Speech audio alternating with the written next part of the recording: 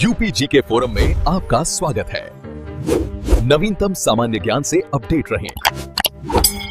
आज हम उत्तर प्रदेश के एक ऐसे हिस्से की बात करने वाले हैं जिसे अक्सर एनसीआर का मतलब दिल्ली के आसपास के इलाके का पावर हाउस कहा जाता है। मैं बात कर रही हूँ मेरठ मंडल की। हमारे पास जो जानकारी है वो इतिहास, उद्योग और आज की भागदौड़ की एक मिली-जुली कहानी बताती है। बिल्कुल। और ये कहानी सिर्फ आंकड़ों की नहीं है, ये बड़ी दिलचस्प है।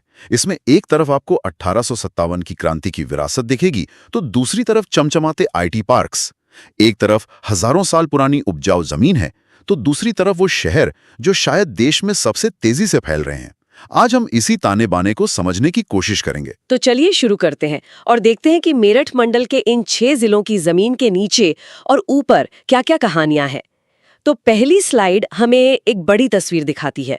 मेरठ मंडल, इसमें 6 जिले हैं: मेरठ, गाजियाबाद, गौतम बुद्ध नगर, बुलंदशहर, बागपत और हापुड़। और यहाँ एक बहुत जरूरी बात है, इसकी ज्योग्राफी।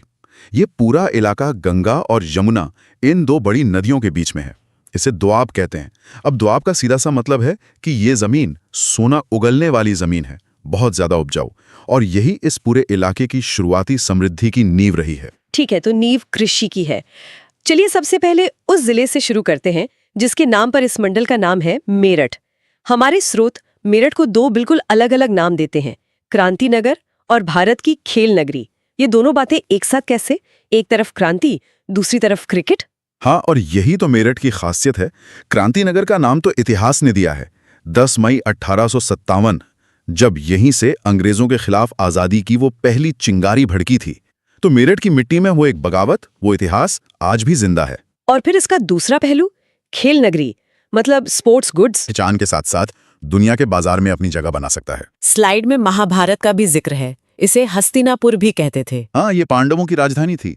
तो अब देखिए, इसकी जड़ों में हमेशा से सत्ता और शक्ति रही है, चाहे वो राजनीतिक हो या आज की आर्थिक। और सरकार की एक जिला एक उत्पाद यानी ओडीओपी स्कीम भी तो इसी पहचान को बढ़ावा दे रही है। बिल्कुल, ओडीओपी स्कीम का मकसद ही यही है कि किसी जिले की जो खास पहचान है उसे और बड़ा बनाया जाए। तो मेरठ के लिए खेल का सामान चुनना ये दिखाता है कि ये शहर की सबसे बड़ी औद्योगिक ताकत है। मेरठ की ये दोहरी पहचान वाकई दिलचस्प है। चलिए अब मेरठ के औद्योगिक शोर से निकलकर एक ऐसे इलाके की तरफ चलते हैं जो अपनी कृषि वाली जड़ों से आज भी मजबूती से जुड़ा हुआ है। मैं बात कर रही हूँ बागपत की। बागपत जाना एक तरह से समय में थोड़ा पीछे जाने जैसा है, जहां जमीन की अहमियत आज भी सबसे ज्यादा है। इसका पुराना नाम था व्याघ्रप्रस्थ, मतलब बाघों का शहर। बाघों का शहर? हाँ, हालांकि अब बाघ तो नहीं है, लेकिन यमुना नदी के किनारे बसाई इलाका आज भी अपनी हरियाली और खेती के लिए जाना जाता है। 1997 में इसे मेरठ से अलग किया गया था ताकि इस कृषि प्रधान इलाके पर ज्यादा ध्यान दिया जा सके। हमारे पास बागपत से जुड़ा एक बहुत ही अनोखा तथ्य है कि यहाँ पूरे उत्तर प्रदेश में सबसे कम अनुसूचित जनजाति मतलब एसटी की आबादी है।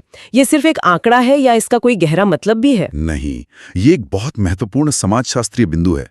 ये हमें बताता है कि इस क्षेत्र के विकास का पैटर्न कैसा रहा है। आमतौर पर जनजातीय समुदाय जंगलों या थोड़े अलग थलग इलाकों में बसते हैं। बागपत का गंगा यमुना के इतने उपजाऊ मैदान में होना शायद एक वजह है कि यहाँ ऐतिहासिक रूप से उस तरह की बसावट नहीं हुई। अच्छा, तो भूगोल ने यहाँ के समाज को आकार दिया। बिल्कुल, सदियों तक। तो बागपत की पहचान आज की लिए कृषि पर आधारित है। लेकिन अगर हम थोड़ा और पूर्व की ओर बढ़ें तो बुलंदशहर में हमें एक बिल्कुल अलग चेहरा दिखता है, एक चेहरा जो ऊर्जा और उद्योग से जुड़ा है। हाँ, बुलंदशहर की कहानी 2 चीजों के इर्द गिर्द घूमती है। एक है मिट्टी से जुड़ा हुनर और दूसरा है आधुनिक विज्ञान की ताकत। पहला हुनर है खुर्जा की पॉटरी। बुलंदशहर को सिरेमिक सिटी भी कहा जाता है और इसका पूरा श्रेय खुर्जा को जाता है। और खुर्जा की पॉटरी को तो जीआई टैग भी मिला हुआ है ना? इसका आम भाषा में क्या मतलब होता है? जीआई टैग का मतलब है एक गारंटी। ये पक्का करता है कि जब कोई ग्राहक खुर्जा पॉटरी के नाम से कोई चीज खरीदता है तो उसे वही असली सदियों पुरानी कला मिले, ना कि कोई सस्ती नकल। ये उस कला को और उन कारीगरों की आमदनी दोनों को सुरक्षित रखता है। और बुलंदशहर का दूसरा पहलू नरोरा परमाणु विद्युत संयंत्र।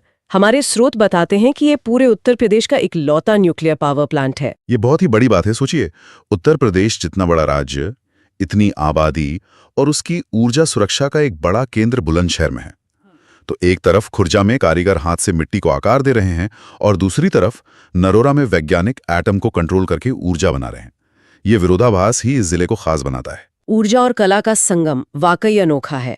अब बुलंदशहर से हम राजधानी दिल्ली के और करीब चलते हैं, एक ऐसे शहर की ओर जो दिल्ली का दबाव और फायदा दोनों सबसे ज्यादा महसूस करता है, गाजियाबाद। हाँ, इसे यूपी का औद्योगिक प्रवेश द्वार भी कहते हैं और ये शब्द बिल्कुल सही है।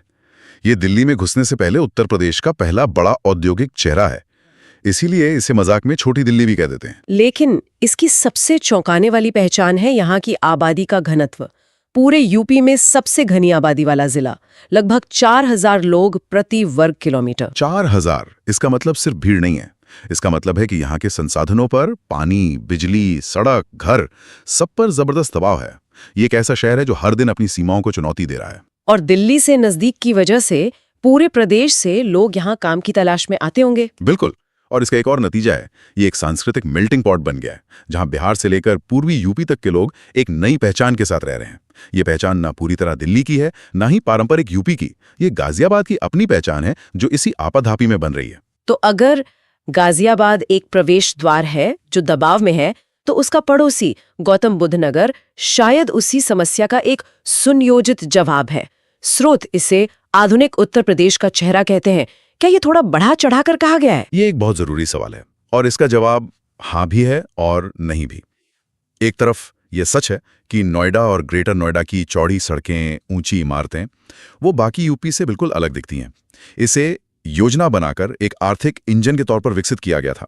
नोएडा का पूरा नाम ही इसकी कहानी कहता है, new Okhla industrial development authority. इसे बनाया ही उद्योग के लिए गया था। हाँ, और ये सफल भी रहा। आज ये आईटी, इलेक्ट्रॉनिक्स, कपड़ों का एक बड़ा हब है। यहाँ की film city, city of apparel की पहचान, बुद्ध इंटरनेशनल सर्किट, ये सब इसकी वैश्विक छवि को मजबूत करते हैं। लेकिन मेरे सवाल का दूसरा हिस्सा, क्या ये एक द्वीप जैसा नहीं है? हाँ, वो भी सच है। ये विकास एक द्वीप की तरह है। इसकी चमक के पीछे आज भी कई गांव हैं जहां के लोग इस विकास की कीमत चुका रहे हैं और शायद उतना फायदा नहीं उठा पाए। तो ये आधुनिक चेहरा तो है, पर ये पूरी यूपी का चेहरा है या नहीं, इस पर बहस हो सकती है। ये एक बहुत ही संतुलित नजरिया है। हमने बड़े शहर देखे, उनकी चुनौतियां देखी, लेकिन इस मंडल में एक जिला ऐसा भी है जो इन सब से बिल्कुल अलग है, हापुड़। हमारे स्रोत कहते हैं क्षेत्रफल में सबसे छोटा, व्यापार में बड़ा। और ये बात हापुड़ पर बिल्कुल फिट बैठती है। 2011 में बना ये जिला क्षेत्रफल में यूपी का सबसे छोटा हो सकता है, सिर्फ 660 किलोमीटर का, लेकिन इसे कम आंकना भूलोगी। यहाँ का होम फर्निशिंग का कारोबार, मतलब चादरें, पर्दे, घर की सजावट का सामान बहुत बड़ा है। लेकिन हापुड़ की पहचान सिर्फ व्यापार तो नहीं है, यहाँ का गढ़मुक्तेश्वर मेला भी तो बहुत प्रसिद्ध है। हाँ, और यही बात हापुड़ को खास बनाती है। एक तरफ उसका उद्योग है और दूसरी तरफ गंगा किनारे लगने वाला गढ़मुक्तेश्वर का ऐतिहासिक मेला। ये दिखाता है कि एक जिले की पहचान सिर्फ उसके आकार या अर्थव्यवस्था से नहीं होती, संस्कृति और आस्था भी उसकी एक बड़ी ताकत हो सकती है। हापुड़ इसका बेहतरीन उदाहरण है। तो ये थी हमारी मेरठ मंडल की यात्रा। हमने देखा कि कैसे ये 6 जिले इतिहास, कृषि, उद्योग और आधुनिकता का एक अनूठा मिश्रण पेश करते हैं। मेरठ की क्रांति की विरासत से लेकर नोएडा के डिजिटल भविष्य तक हर जिले की अपनी एक कहानी है, अपना एक चरित्र है। बिल्कुल, और इस पूरी चर्चा से जो एक बड़ी तस्वीर उभरती है वो है विकास के मॉडल की। गाजियाबाद सबसे घनी आबादी की चुनौती से जूझ रहा है, तो हापुड़ साबित करता है कि छोटा होने का मतलब कमजोर होना नहीं होता। ये सब मिलकर इस मंडल की एक बहुत ही जटिल और दिलचस्प तस्वीर बनाते हैं। और ये हमें उस विचार की ओर वापस ले जाता है जिससे हमने शुरुआत की थी।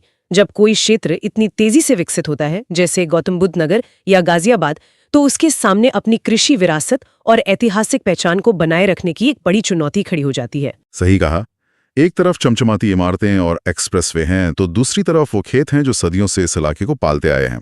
तो इस पर सोचने वाला एक सवाल ये है कि भविष्य में इस तरह के क्षेत्र शहरीकरण की जरूरत और अपनी पारंपरिक जड़ों की हिफाजत के बीच संतुलन कैसे बना सकते हैं? क्या विकास का मतलब हमेशा अपनी पुरानी पहचान को मिटाना ही होता है? ये एक ऐसा प्रश्न है जिसका उत्तर शायद आने वाला वक्त ही दे। तो चलिए आज की क्लास शुरू करते हैं। हमारे